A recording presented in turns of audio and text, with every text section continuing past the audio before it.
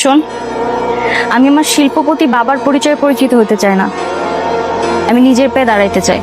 আচ্ছা যাই হোক, বাদ দে। তুই এখন যেখানে আছিস তোর কোনো সমস্যা হচ্ছে না তো? আমার হোস্টেলে সিট ফাঁকা আছে। না না, কোনো সমস্যা হচ্ছে না। আর যদি আমার কোনো সমস্যা হয় আমি তোকে জানাবো।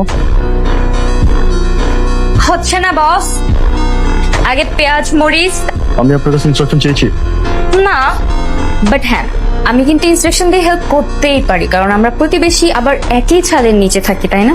প্রয়োজন নেই, আপনি আপনার কাজ করুন, আমাকে আমারটা করতে দিন। বাপরে, মানুষের ভালো করতে নাই। কি ঠিক ছিল? কি রে, কি দেখিস মন দিয়ে? দোস্ত, এই যে সেই ছেলেটা, দেখ কি হ্যান্ডসাম। তুইও ক্রাশ খেয়ে যাবি। ঠিকই বলেছিস, বেশ হ্যান্ডসাম আছে। দোস্ত, কি?